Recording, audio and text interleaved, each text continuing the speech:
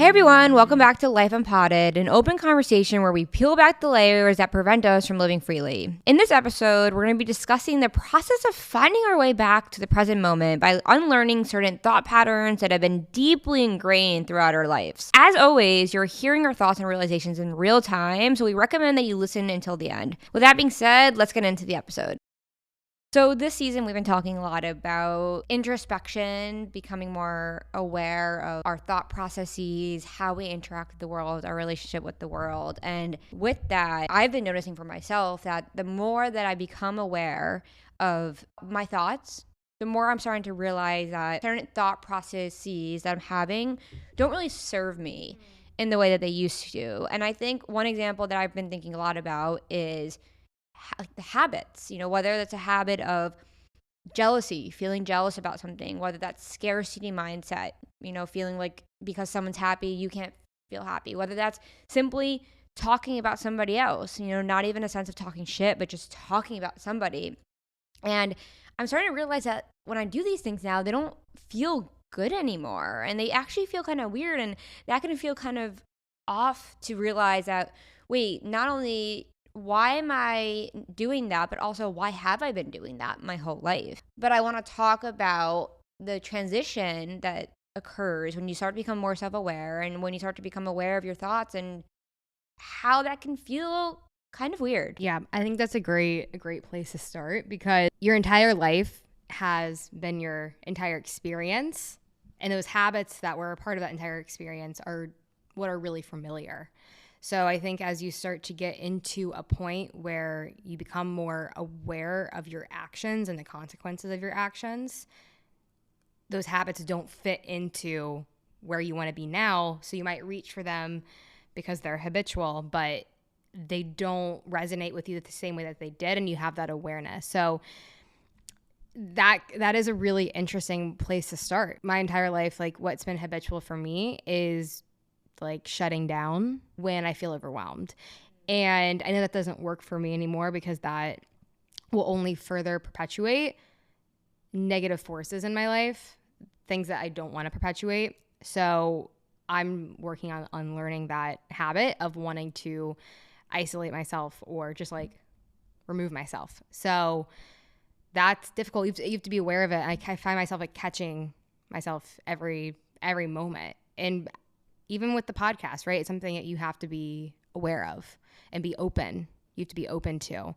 So I think really what I'm working on is being open, because it's easy to fall into old habits that served you, such as removing yourself from situations emotionally. But as I've grown and learned, I see there's two sides of that coin. It protects you, but it also numbs you from feeling connected with people.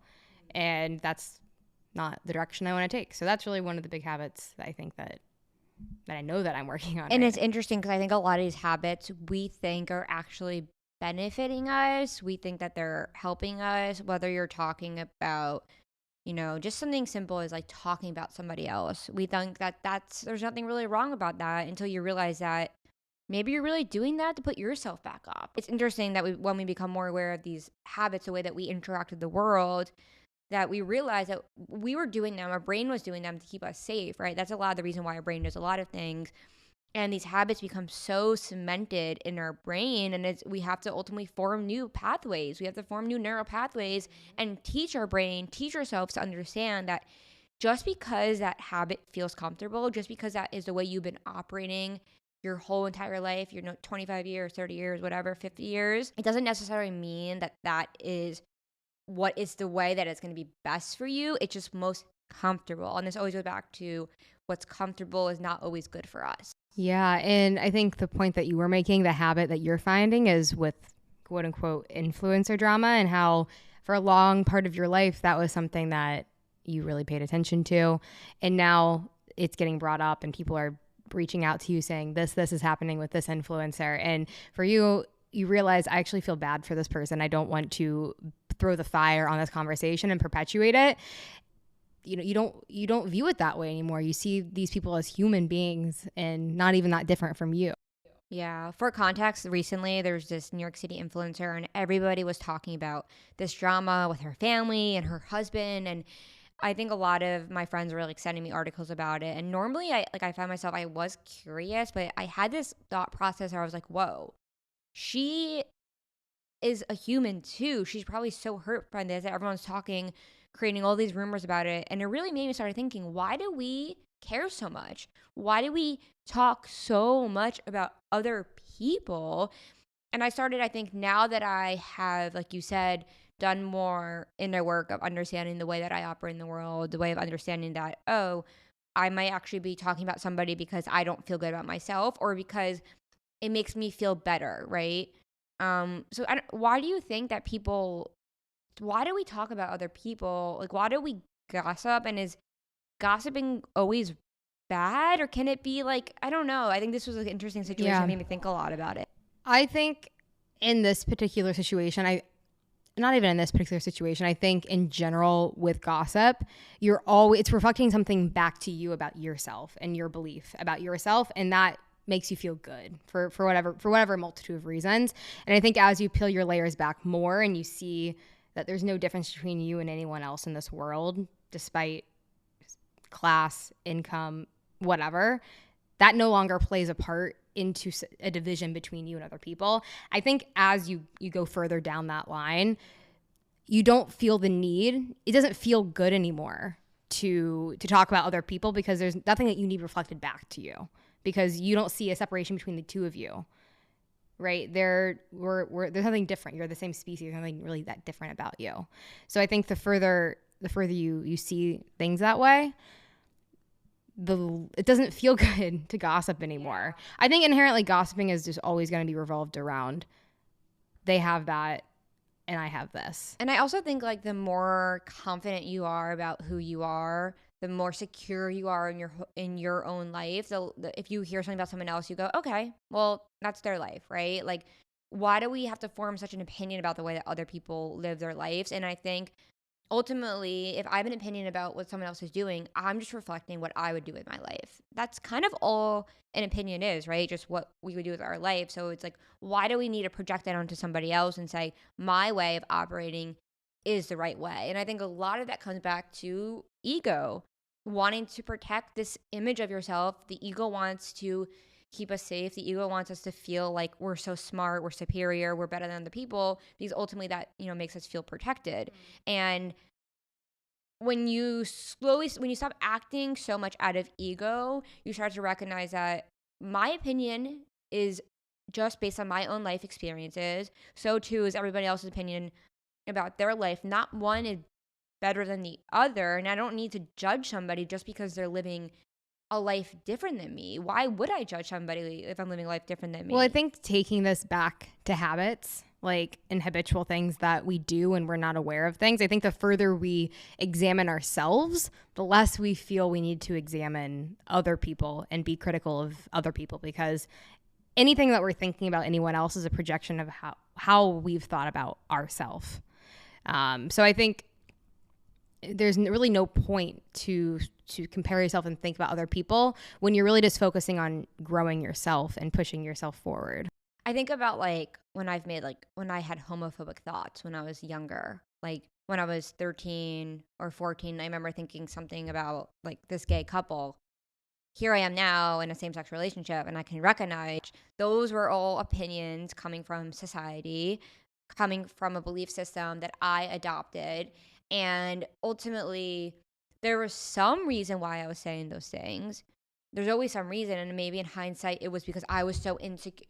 I did not really know about my sexuality when I was that young, but maybe subconsciously, it was because I was insecure that if I ever came to terms with my sexuality, I couldn't. So I had to talk shit about people who did. I've never really thought about this that deeply, but it's an interesting topic of like how if you're insecure about something, you might actually call out that when you see it in somebody else, even if that is reflecting back something you do.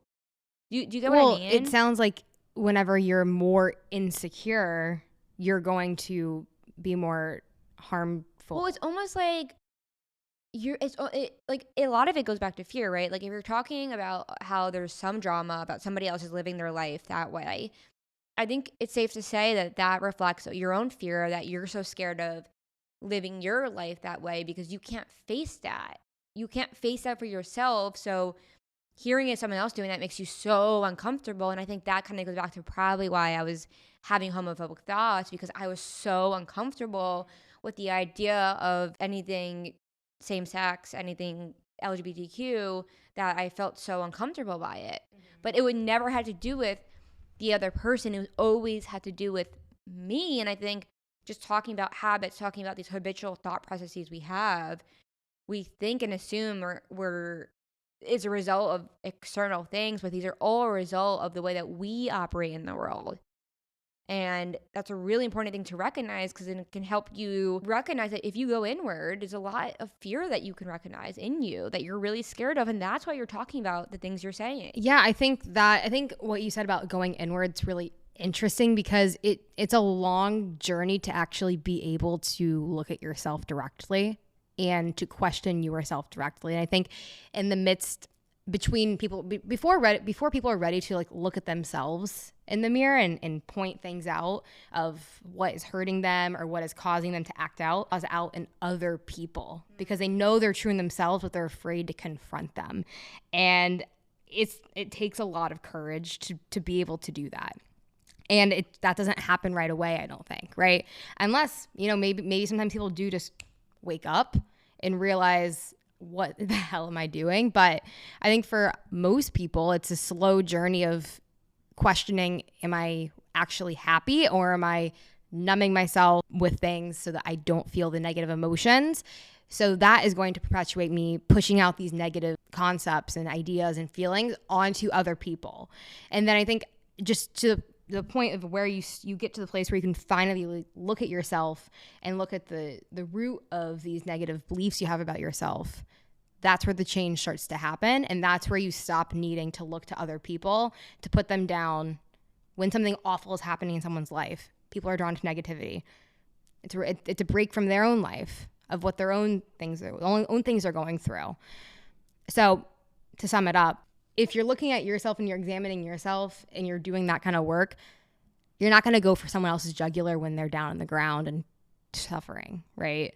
One of the things I was going to say, that like you see this a lot in relationships, where like romantic and platonic relationships, where you will get mad at your friend or your partner about something that is really just reflecting something that you're not looking at yourself about, right? Like, here's an example. You're getting mad that the person you're dating is always leaving their clothes on the floor or something, right? You assume that means that person needs to change. That person needs to stop leaving their clothes on the floor. But when you pause and you really think about, okay, why does this make me so mad? You realize, oh, this actually reflects my habit of controlling.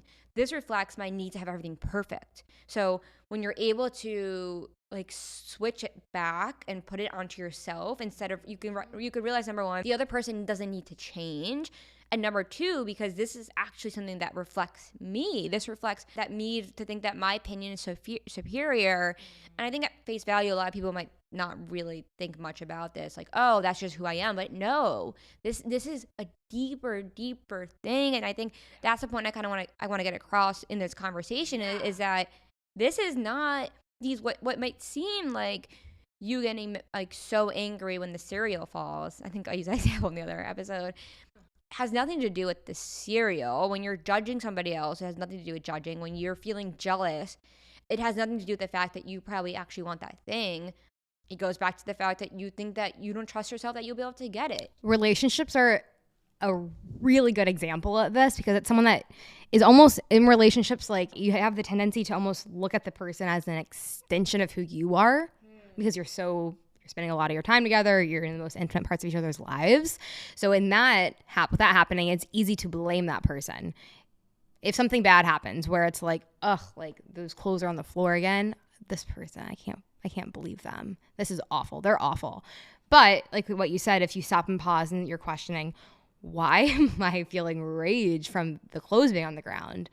And is this dynamic, is something going on in this relationship that is bringing up something that has happened to me that I haven't accepted or given myself compassion for? That is going to lead to a healthier relationship than having your partner be your punching bag. And I think on the line of what you were saying earlier about like, what does it mean to go inward? It's easy to talk about, okay, once you go inward, once you start thinking about these things, so that, like you said, that's a very difficult process.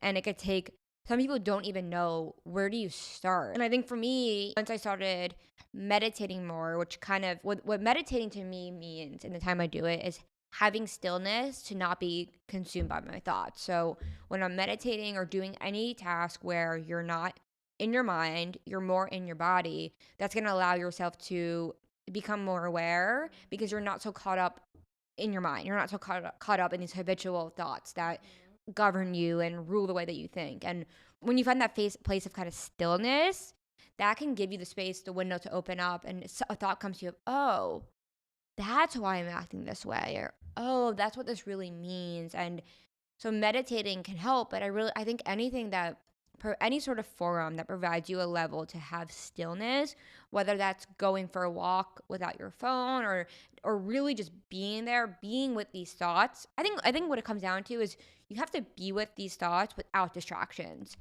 I agree with that 100%, because if you are going, consuming, numbing, you're never going to even be at baseline.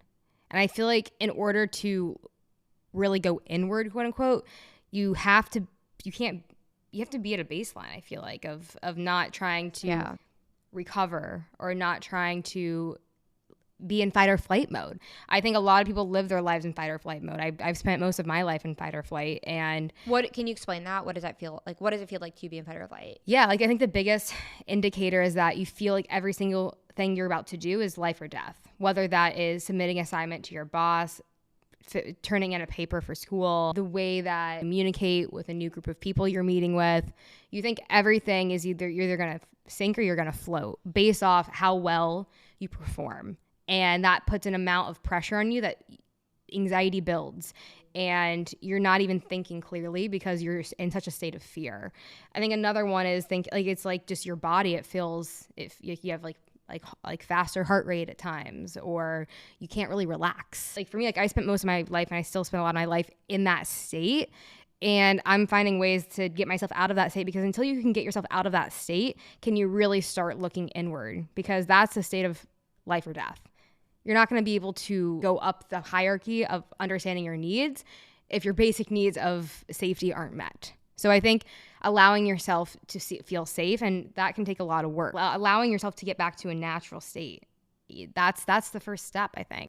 Yeah, and it made me think a lot about the importance of listening to your body, because we operate so much out of fear. We're not operating out of love. And I was thinking a lot about like how on some Saturday mornings I wake up and I feel so tense. I feel like something's wrong. And I remember when I used to feel so anxious all the time, I would have these little moments of clarity where I'd feel like, what was I anxious about? Like, oh, I have to be anxious about something. And it wasn't until a few years later where I started to realize that I was so addicted to feeling anxious that when I didn't feel anxious, I was like, wait, I have to be worrying about something, because that was a habit. That was a habit of worrying. And I think mine's running. I feel really tense. Okay, pause. Like, what does my body feel right now? Coming out of your mind and finding that stillness to be connected to your body, because your body can give you a lot of information about how you're feeling. Like, you realize that my stomach actually is really tense. And I think for a lot of people, unfortunately, we spend so much of our life living in this fight or flight mode. We spend so much of our life living in a state of fear, and like your body constricts. And I think for somebody who might want to have a point of reference, what does that moment feel like? Think of a really happy moment. I don't know if it's with family or with people you love, on somebody's birthday or something, a happy moment where you just feel at ease. You feel like you can let go. You feel like nothing's wrong. We can live like that all the time. We can live like that all the time. We can relax into the state all the time, but it's very difficult. Yeah. And I think a big part of that, of getting to that place, is before I think you can even do it mentally, like you have to check your bases physically, of listening to your body. So as a person who has lived a lot of my life in an anxious state, part of what one of my habits would be wake up, I need to have coffee. It's almost like my body just like wants to perpetuate like the state that it's in by having caffeine and having stimulants, and then it's at night, I need to relax. Okay, I'm gonna get drunk, I'm gonna drink, and then I'm gonna wake up and I don't feel great, so I'm gonna continue drinking, I'm gonna get more coffee. And when your body's in that state, that's not gonna help you get back down to baseline where you can start to question, how am I doing mentally, because you're just trying to get back to a place where you feel okay. And something that I struggle with that. So one of the things that I focus on doing is really asking, like, what do I need? Because it's so easy to get out of touch with that. And that can be simple things with, instead of scrolling on your phone, say, you know what, I'm going to stretch for 10 minutes. That's going to help me get back into my body. Because I think what happens a lot of the times when you're in fight or flight, you're not in your body. And I think always coming back to your body, deep breathing, which that's my enemy. I hate it. It's so hard to deep breathe, but those are going to be the core things of allowing you to move forward, is being in your body, right? And that's going to feel the utmost discomfort, being in your body. Because we spend so much of our life identifying with these habits, the way that we view ourselves. Oh, I'm an anxious person, I'm a jealous person. And by doing that, what we don't realize, we are identifying with those concepts and those narratives that we are creating about ourselves. And as long as you're identifying with the concept or narrative, it's gonna be harder for you to break from it. For example, for a while recently, I kept telling myself, I don't know, I'm just not someone who can work out as much as I used to. And I'm still super young. Like, it's just because of COVID, I stopped going to the gym as much. And I started feeling like, oh, I can't lift weights anymore, I can't do these things. I create this narrative that I am this person who's weak. I like I've said to you before, I'm like, I don't know, I'm like shorter, like I'm not that tall, I feel weak. When you start doing that, your brain will agree with that. Your brain will start creating its little pathways to convince you that you are in fact weak. It's the same thing where we're talking about in, was it The Power Now or the Four Agreements, where if you think that you're stupid, you will put yourself into situations that will perpetuate this idea that you're stupid, because your brain doesn't know any better, because you've convinced yourself your whole life that that is the way that you are. Yeah. It's so true. The Four Agreements, I was reading that earlier, and it was talking about, gave an example where this young girl, she was singing at home. She was so happy. She was jumping around, and her mom, who's a good person, came home, had the most difficult time at work, was feeling sick, had a headache, and just screamed at her daughter and said, "Your voice is so ugly, shut up." And it impacted the girl to, she went into an agreement of saying, my voice is ugly. In order for me to get love, I have to not sing. For the rest of her life, unless she questioned it, like, that was her agreement with herself, was that her voice is ugly. She's not going to sing. She's not going to overly exert herself to talk to people, because she might not get love back. And that's like such a formative experience. And then you don't even need anyone else to judge you for the rest of your life based off of that, because you're going to be judging yourself based off of that, from that experience. That's so powerful that our younger years can shape so much of the way we operate in the world. And I think back to a lot of things from younger years. Like, I remember vividly, like, a comment someone made to me, like, on the playground.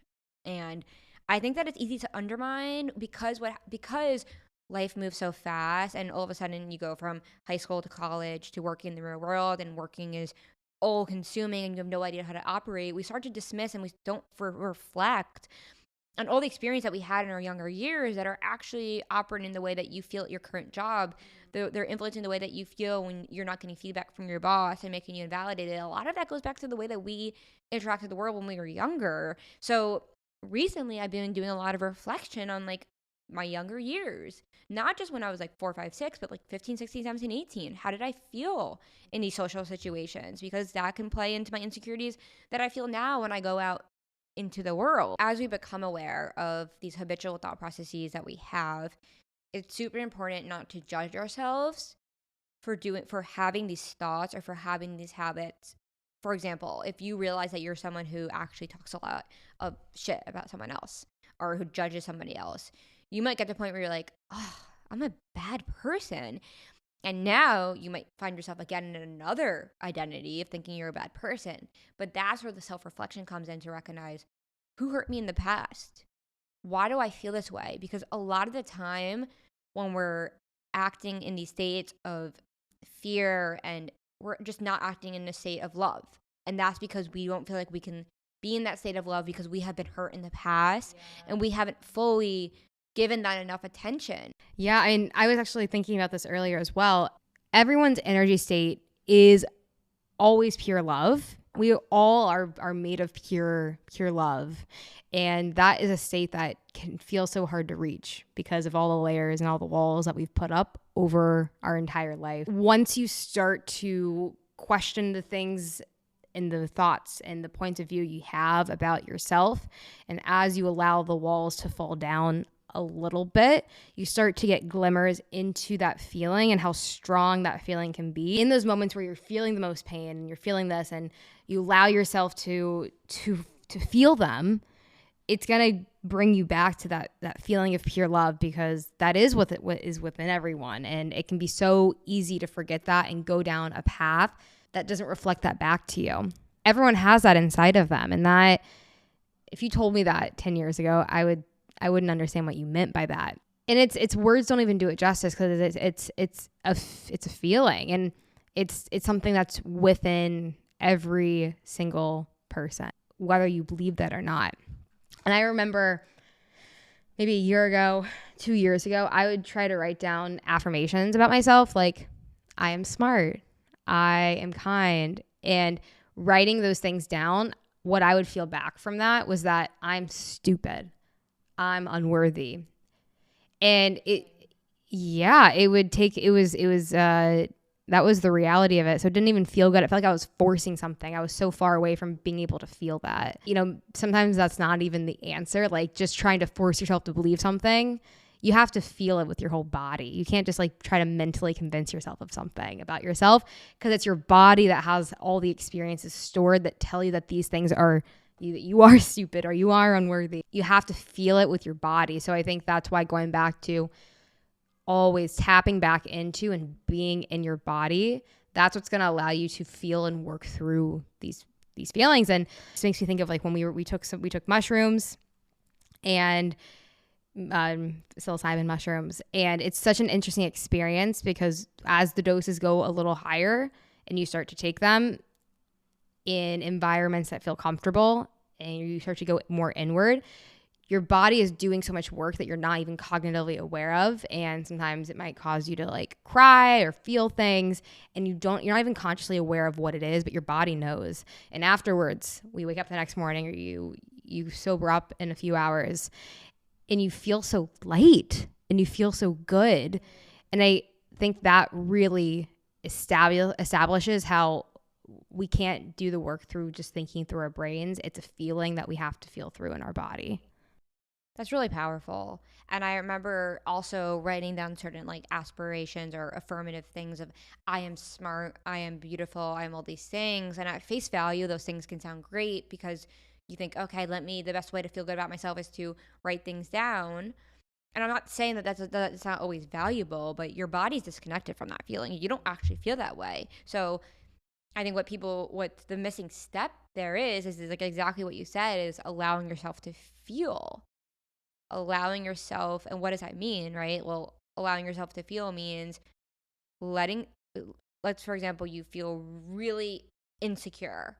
And instead of going home and writing, I'm a confident person, you pause, you really sit with that feeling instead of judging it. Judging it means I don't want to feel this way, or I shouldn't feel this way. You let it sit. You let it like fully just sit in the sit in the uncomfortability of what it feels like to feel insecure. Really sit with it. And then with time, and what this time could be 5 minutes or a day or a week, once the emotion has passed, because you didn't push it away, because you didn't do something to numb yourself, because you didn't do something to distract yourself from it, you will have so much more insight and clarity of, oh, I really view myself that way. I've created this narrative my whole life that I'm not confident, that I'm insecure, that I can't do things. And I pushed it away my whole life because I didn't want to think about it and just thought that the way I had to be. But now that I've really looked at it in the face, right? Like, it's like looking at these thought processes that we have in the face, and it can be so incredibly painful to look at them, and it can hurt so much. It really can. But when you do, you realize that I don't need to live that way. Like, I don't need to think that about myself, and that like I deserve so much more love. And everybody has it in them. Everybody's base state is love and joy. It's exactly how we are as a kid. And unfortunately, the way that society is, that we live so consumed, society so consumed, so distracted, farther and farther away from our from being in our body, because we're so in the mind. And that allows us to, basically, these habitual thought processes takes us away from who we really are. They do. They definitely do. And it's it's funny because I feel like you've talked about this over the last year, course of the last year, where you've stopped wanting people's opinion of certain things you're doing or just about day-to-day things. And I think that's a really telling sign, because when you're really aligned with yourself and you're really doing this work for yourself and you're getting in touch with yourself, you trust, you have faith in yourself. And that starts to show, because you don't want other people's opinions, because they don't know exactly you. They don't know you the way that you know you. No one knows you the way that you know yourself. And once you tap into really knowing who you are, you don't want other people's feedback, because it might not be aligned with what your goals are. They might not get the full picture, and they're going to be probably projecting what they want for their life onto you. And well-meaning, right? Like a lot of well-intention there, but ultimately you realize that you can trust yourself. And that's so empowering, because you don't have to rely on anyone then, once you're able to trust yourself. And that's the goal, because that's how things are created. That really moves the world forward, is when you don't need to rely on other people's opinions or validity of what you're doing, because you're following your path. And everyone has the ability to follow their own path. Everyone has the ability to give something to this world. And within religion, there is this idea that everyone has a vocation here, that it's their life's work that's going to give back to everyone. It's going to give something to this world that is meaning, and it's what your purpose is here. And I'm not religious, but I believe that that's true. Everyone has a purpose, that they can contribute something that is incredible to this world. It's a matter if they want to go down that path, of that difficult path of questioning everything that they've been told to believe about themselves, if they want to do that. Because every single person has the intention to do that, or the ability to do that. But it's hard work, and it's harder work for some than others. And it's possible for anyone. And it's easy, I think, to get caught up in divisive ideas that make me think, because I'm X, Y, and Z, I can't do this. It's too hard. I'm too far back. I can't do this. It's not the reality. That's not the reality. Paying attention to the self-limiting beliefs we have about ourselves, because exactly like you said, it's just a reflection of not trusting ourselves. And you said, or you embark on the difficult process of going and learn all these things. And yes, it's hard, it's painful, it's really scary to look at your insecurities in the face and to feel those feelings that you felt, and to understand, this is why I've been hurting for the past whatever years. But it's so rewarding. I can't reiterate that enough, that it's so rewarding, because everybody deserves to have a life full of love and full of joy, and living with their heart open and feeling what it feels like to embody this beautiful life of being human. And I've had times where I've said, like, oh, like, being human sucks. Like, it's like so hard. And it's like, yes, it is, but it can be so beautiful. We are like the only species who has self-awareness. We have ability to connect with these emotions. And sometimes I really think about, it's like, would I rather completely spend my life avoiding these feelings because I'm so scared to feel, or would I rather feel everything and recognize that is the beauty of being here? I think that I would like to interview someone who has seen a lot of people at the end of their life, in the last hours, days, minutes of their life, to understand what their opinion of that is. Because until I think you really grasp the idea of, holy shit, I'm going to die. And not even that I'm going to die soon. I'm dying really soon. That's a sobering idea, that you're about to die. And that really puts into perspective, like, why am I here and what am I doing? And if only we could reach that place right now, which it's possible. But I think I always come back to that thought, because it's so easy to get caught up in bullshit. And that thought of I'm going to die, I'm not going to take anything that I have with me. What really matters in my life? What are the things that actually matter? And yeah, we have to live. We have to live in this world. So we want to have the currencies that are going to make us happy. But it's easy to get caught up in that when in reality, nothing outside of us is what's going to make us happy. It's the decisions that we make about our life every single day that are going to impact us in that moment. We have all the control over that, and we're told that we don't have the control over that until we have X, Y, and Z. So that thought of knowing you're going to die, it's sobering because it really puts into perspective what matters, and you should act on that immediately.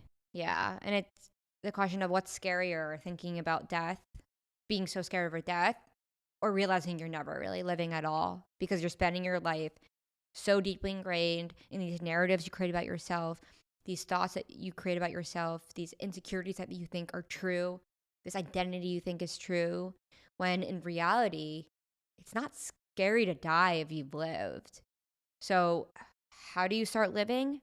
It just ties up the exact conversation we've been having, questioning these thought processes that you have, these habitual ways of thinking, the way that you judge people, the way that you feel insecure, the way that you feel like you need to shut down to operate, that your voice doesn't matter.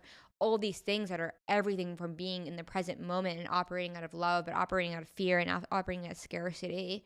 Because life can be so beautiful and it's so worth it.